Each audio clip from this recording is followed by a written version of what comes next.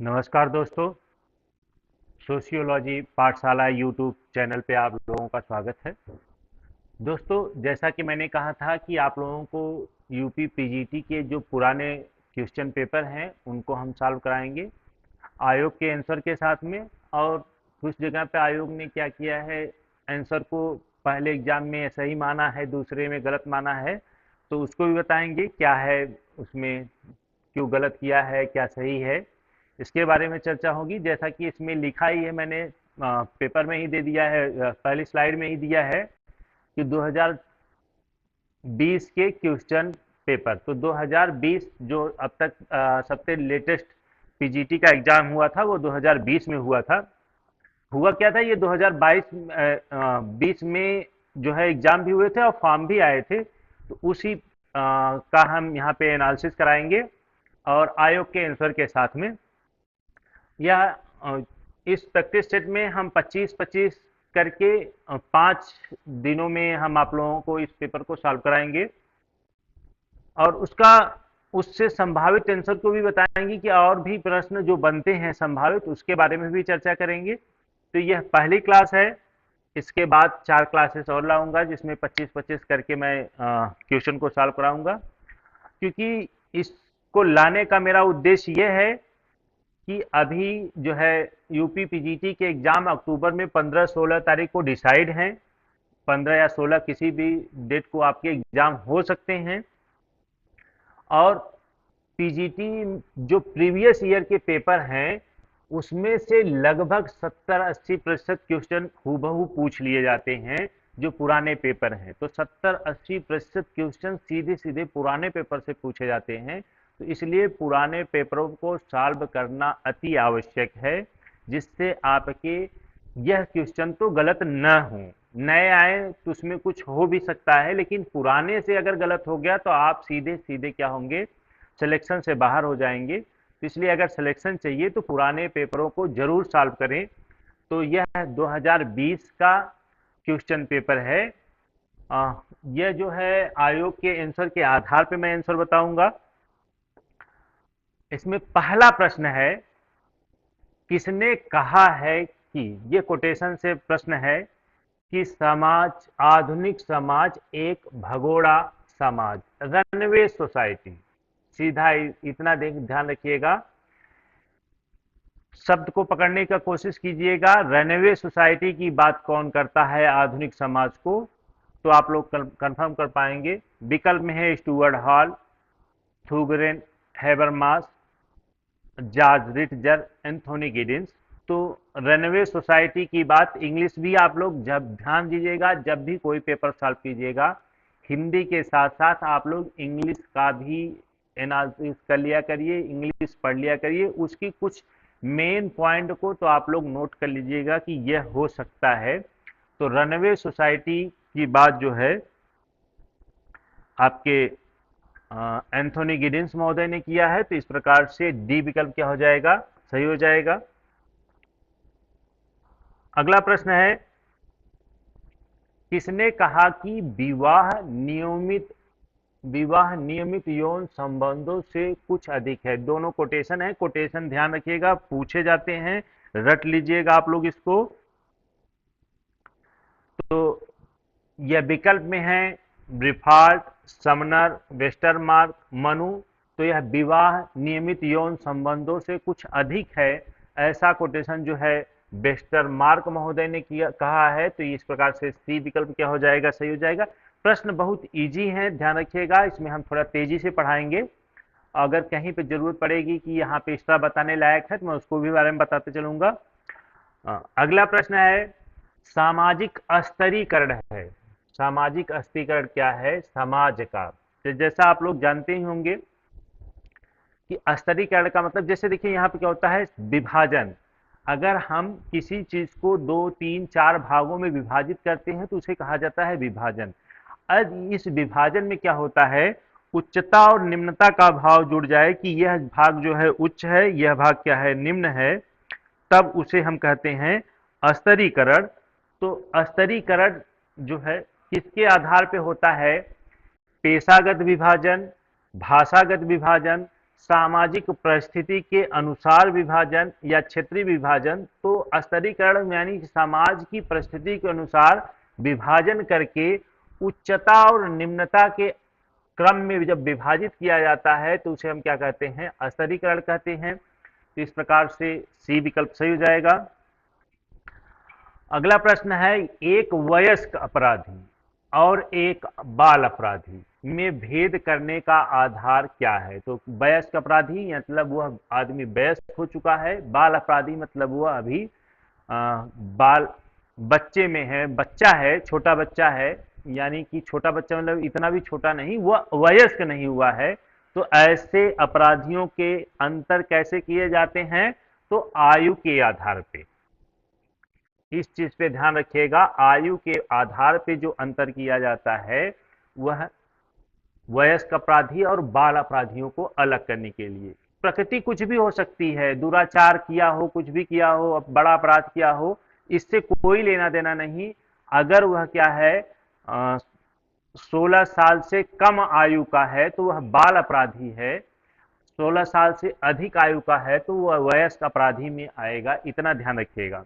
एक चीज और पूछा जाता है, भारत में जो है 0 से 7 वर्ष आयु के व्यक्तियों को कोई अपराधी नहीं माना जाता। यह न बाल अपराधी होते हैं न वयस्क अपराधी, यानी कि 7 वर्ष से नीचे के जितने भी व्यक्ति हैं वह कोई भी अपराध करते हैं, न वह बाल अपराधी हैं न वयस्क अपराधी। 7 वर्ष से प्लस जितने भी व्यक्ति हैं और 16 वर्ष की आयु के व्यक्तियों तक के लिए क्या होता है, यह बाल अपराध माना जाता है। और 16 वर्ष से अधिक आयु के व्यक्तियों द्वारा जो अपराध किया जाता है वह वयस्क अपराधी के श्रेणी में आते हैं। तो इस चीज को आप लोग ध्यान रखिएगा। एक क्वेश्चन पीजीटी में यह पूछा हुआ है कि 5 साल का कोई बच्चा कोई अपराध करता है तो किस श्रेणी में, मतलब अपने चचेरे भाई का मर्डर कर देता है तो किस श्रेणी में आएगा? तो वह कोई अपराध नहीं माना जाएगा, क्योंकि अभी वह बाल अपराधी की श्रेणी में ही नहीं पहुंचा हुआ है। फिर अगला प्रश्न है, an essay on the principle of population, बहुत महत्वपूर्ण पुस्तक थी ये। हाँ, इंग्लिश में भी लिखा हुआ है an essay on the principle of population. यह पुस्तक जो है 1798 ईस्वी में आई थी। यह जनसंख्या पे सबसे पहली पुस्तक मानी जाती है जो जनसंख्या का विस्तृत रूप से विश्लेषण किया गया है इसमें। और यह पुस्तक किसने लिखा है ये पूछा हुआ है, तो यह माल्थस महोदय की है। माल्थस जो है एक क्या है, पादरी थे, चर्च के पादरी हैं। उन्होंने जनसंख्या नियंत्रण के संदर्भ में ये पुस्तक लिखा हुआ है कि जनसंख्या बड़ी तेजी से बढ़ रही है, इसको यदि कंट्रोल नहीं किया जाएगा तो यह हर 25 साल, ये ध्यान रखिएगा, इन्होंने कहा है कि हर 25 साल में क्या हो जाएगी, दोगुनी हो जाती है।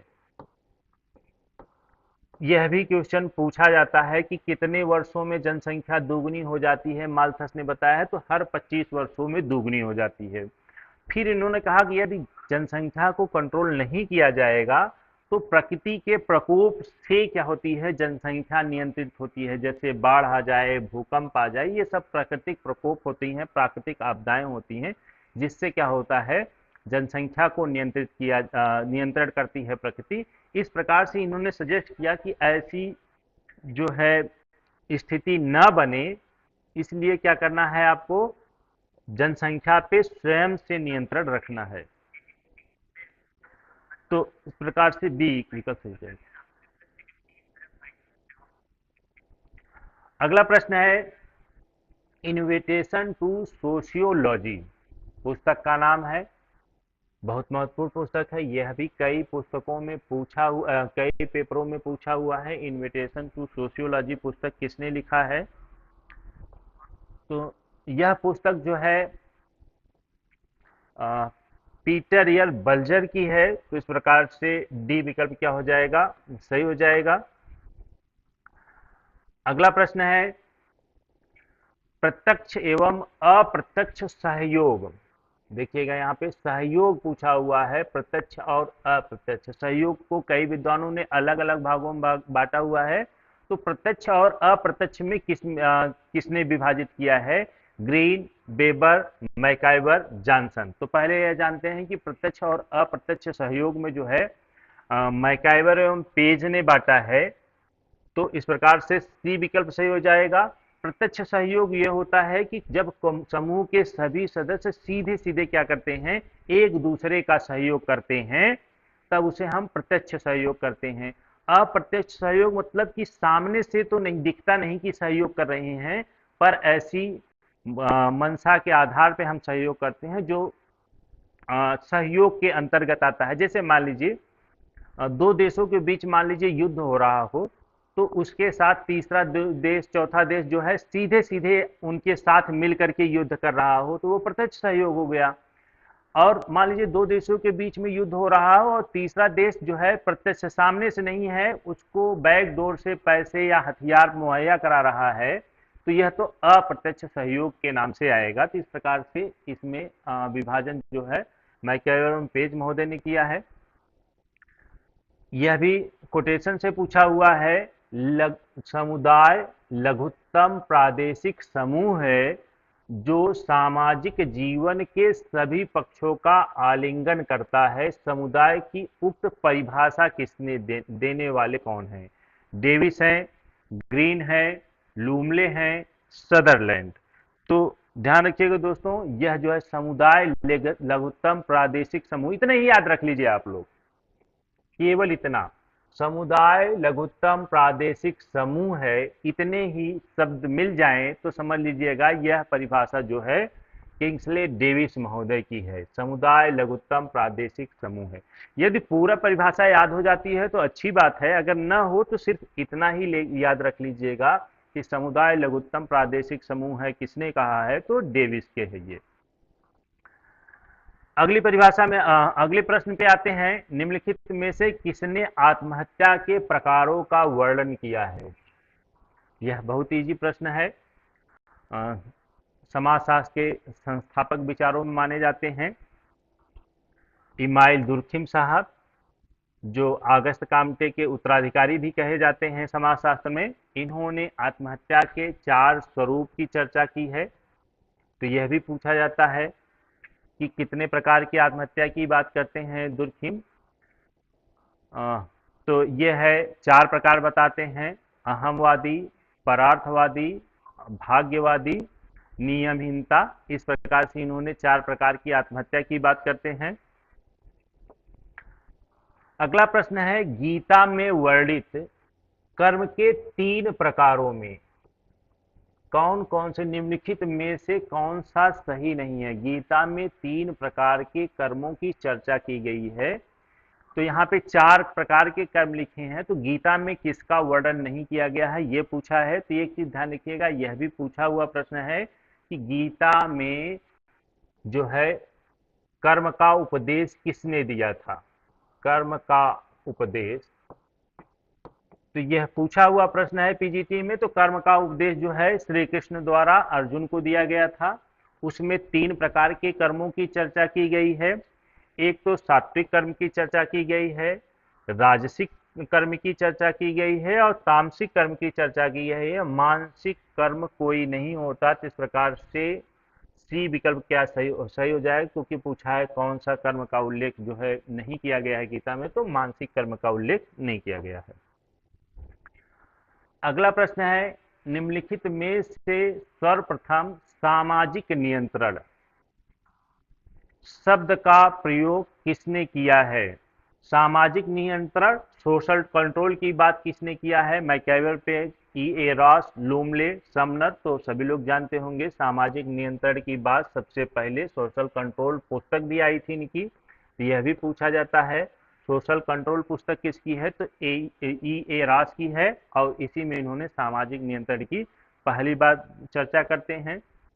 12वां प्रश्न है, हिंदू विवाह के निम्नलिखित प्रकारों में से कौन सा प्रकार प्रशस्त कोटि का विवाह नहीं कहा जाता? प्रशस्त कोटि का विवाह नहीं है। हिंदुओं में किस विवाह को प्रशस्त कोटि मतलब अच्छे श्रेणी में नहीं रखा जाता है? तो आप लोग जानते ही होंगे हिंदू विवाह में 8 स्वरूपों की चर्चा की गई है। 4 तो यहाँ लिखे हैं, 4 और बता देते हैं। तो 4 जो ऊपर के हैं वह प्रशस्ति कोटि के आते हैं। इनको माना जाता है कि यह विवाह की कैटेगरी अच्छी है। उसके बाद 4 जो है विवाह की कोटि में, उच्च कोटि में नहीं आते हैं, निम्न माना गया है उन्हें। जैसे ब्रह्म विवाह सबसे अच्छा माना गया है, हिंदू विवाह में ब्रह्म विवाह सबसे अच्छा विवाह का स्वरूप माना गया है। उसके बाद दैव विवाह को दूसरे नंबर पर रखा गया है। उसके बाद तीसरे नंबर पे आर्ष विवाह को रखा गया है। एक है प्रजापत्य विवाह, प्रजापत्य विवाह ये चौथे नंबर पे होता है। ये अच्छे कोटि के माने गए हैं। गंधर्व विवाह को जो है अच्छी कोटि का नहीं माना गया है, गंधर्व है। उसके बाद यहां लिख दे रहे हैं राक्षस,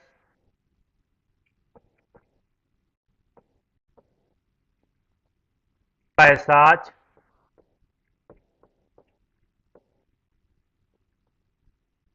और एक विवाह और है, ध्यान नहीं आ रहा है दोस्तों। तो यह 4 विवाह, जैसे गंधर्व विवाह, राक्षस विवाह, पैशाच विवाह, ये एक असुर विवाह कहा जाता है।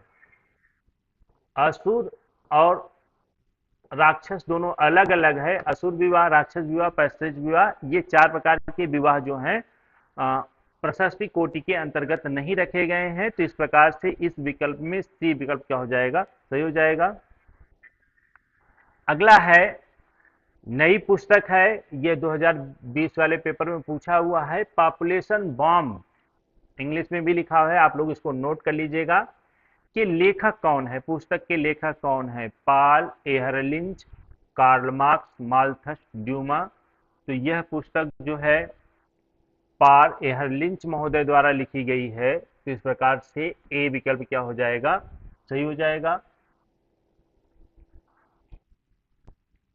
अगला प्रश्न है, किसने नगरवाद की 4 विशेषताओं का उल्लेख किया है। नगरवाद की 4 विशेषताएं, एक तो इन्होंने लिखा है अस्थायित्व, सतहीपन, गुमनामी, व्यक्तिवाद। तो किसने किया है, ये विकल्प में है Louis Wirth, C Marshall, Annie Ross, Ellen Ross, Max Weber. तो ये जो है नगरवाद की अवधारणा भी देते हैं और नगरवाद में 4 प्रकार की विशेषताओं का उल्लेख करते हैं। यह है लुईस वर्थ महोदय द्वारा किया गया है। तो इस प्रकार से ए विकल्प सही हो जाएगा। अगला है, किसने सामाजिक समूहों को 4 श्रेणियों में विभाजित किया है। सामाजिक समूह के 4 श्रेणियां कौन कौन से, सांख्यिकीय समूह, सहयोगी समूह, सामाजिक समूह और समिति संबंधी समूह में किसने बांटा है। Kingsley Davis, Beed street, Johnson, MacIver एवं पेज। तो आप लोग ध्यान दीजिएगा, यह कई बार एग्जाम में पूछा हुआ है। पीजीटी वाले एग्जाम में सांख्यिकी समूह की अवधारणा, सांख्यिकी समूह की ध्यान रखिएगा, सांख्यिकी समूह की बात जो है बीड स्ट्रीट महोदय ने किया है। तो इस प्रकार से बी विकल्प क्या हो जाएगा, सही हो जाएगा। अगला प्रश्न है, 1877 में प्रकाशित पुस्तक principle of sociology, principle of sociology English में भी लिखा हुआ है, समाजशास्त्री विश्लेषण का प्रथम विस्तृत व्यवस्थित अध्ययन है। समाजशास्त्र की पहली पुस्तक इसे माना जाता है। यह पुस्तक किसने लिखी है, तो आप लोग सभी लोग जानते होंगे। समाजशास्त्र अगर अच्छे से आप लोगों ने पढ़ा होगा तो आप लोग तो जानते होंगे। यह पुस्तक है हर्बर्ट स्पेंसर महोदय की। तो डी विकल्प क्या हो जाएगा, सही हो जाएगा। हर्बर्ट स्पेंसर के बारे में मैंने कई बार बता दिया है। यह सावयवी विकासवादी हैं, समाज की तुलना सावयव से करते हैं। अगला प्रश्न है, निम्नलिखित में से सामाजिक नियंत्रण का, यह बता दिया सामाजिक नियंत्रण की बात कौन करता है, रास महोदय करते हैं। ये पूछ रहा है कि औपचारिक अभिकरण कौन है, जिससे वह अभिकरण जो औपचारिक अभिकरण के अंतर्गत आता है, यानी कि जो सीधा सीधा क्या करता है, समाज पे नियंत्रण लगाने का प्रयास करता है। किसी भी माध्यम से उसे अधिकार प्राप्त है कि आप जो है समाज पे नियंत्रण लगाइए। ऐसे अभिकरण को औपचारिक अभिकरण कहते हैं। और यह जो है राज्य होता है। अगर यह भी पूछा जाता है कि अनौपचारिक कौन है, तो जनरीतियां, परंपराएं, सामाजिक भय, और उसके साथ साथ आपकी मोर्स जिसको कहते हैं, जनरीतियाँ हो गई, ये सब जो है संस्थाओं के माध्यम से जो लगाए जाते हैं, ये सब क्या है, अनौपचारिक अभिकरण के अंतर्गत आते हैं। राज्य है, कानून है, सरकार है, न्यायालय द्वारा जो नियंत्रण लगाए जाते हैं, ये सब क्या है, सामाजिक नियंत्रण के औपचारिक हैं। तो यहाँ लिख लीजिएगा आप, राज्य के साथ साथ कानून, न्यायालय,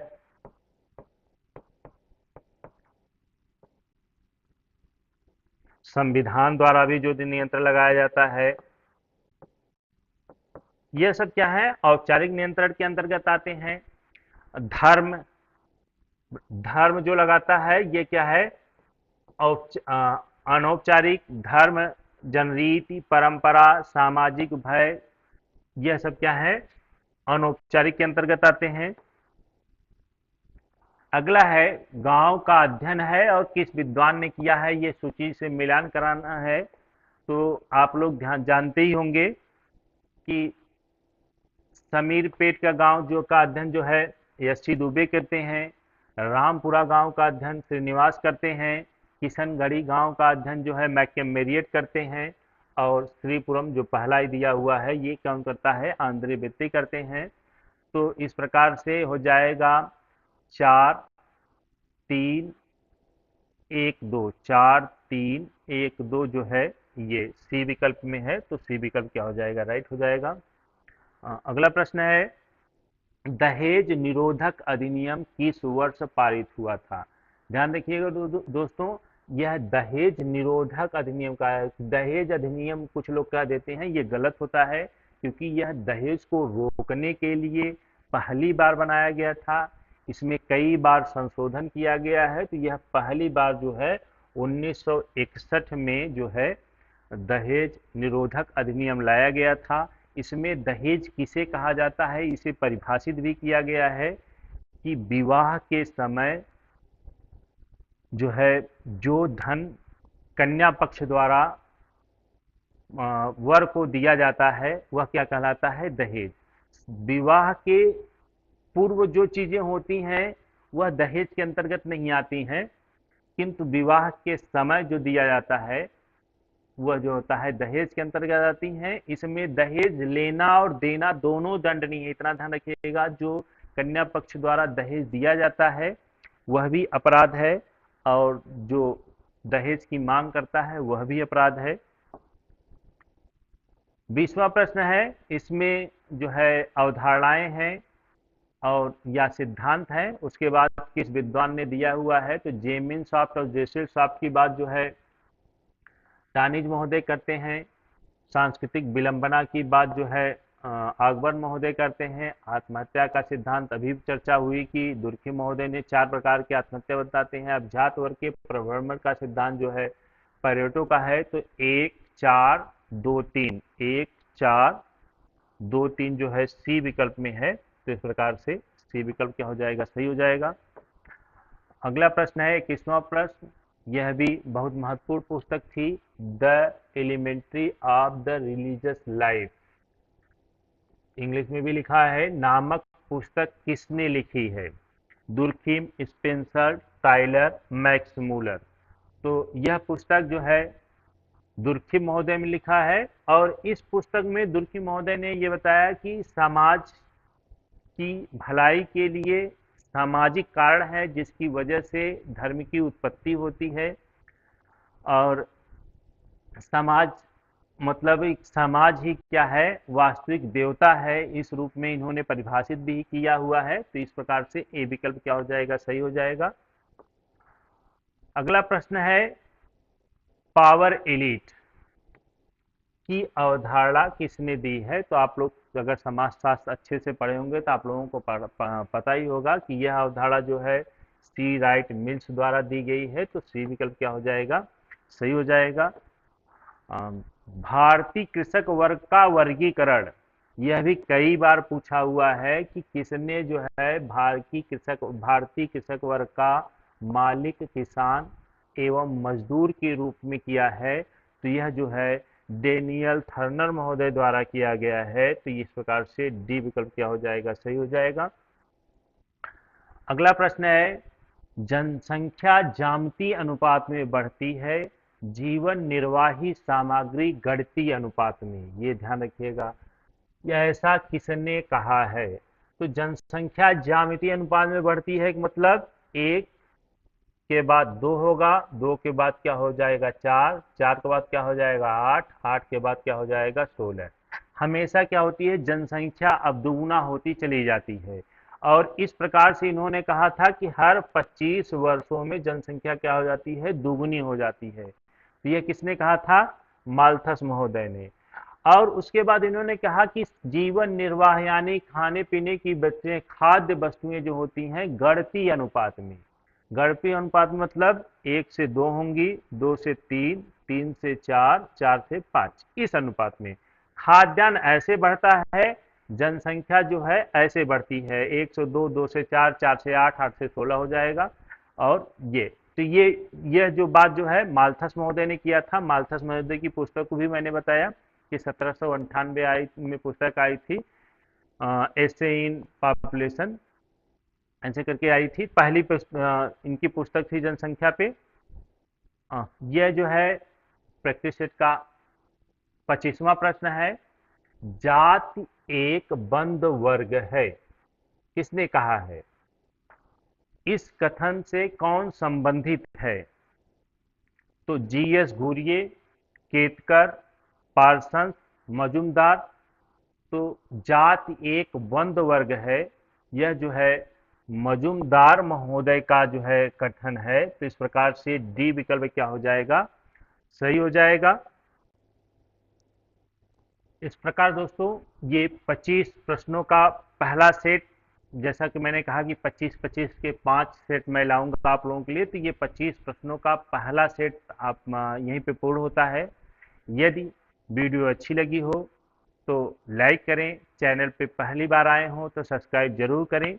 मैं इन 5 पेपरों में 5 वीडियो में मैं इस पेपर को सॉल्व कर दूंगा। यदि आप लोगों को वीडियो अच्छी लगे तो आप लोग कमेंट बॉक्स में लिख कर जरूर बताएं, नहीं तो फिर मैं इसको क्या करूंगा, इस सीरीज को बंद कर दूंगा। जैसा मैं पुराने पे पढ़ा रहा था तो उसी तरीके से पढ़ाऊंगा। यदि ये अच्छी लग रही हो तो ही आप लोग बताइएगा कि ये पेपर मैं सॉल्व कराने के बाद अन्य पेपर को सॉल्व कराऊंगा, नहीं तो फिर इसी पे ये बंद कर दूंगा। तो धन्यवाद दोस्तों, आप लोगों ने इस वीडियो को देखा, लाइक किया। धन्यवाद। जय हिंद, जय भारत।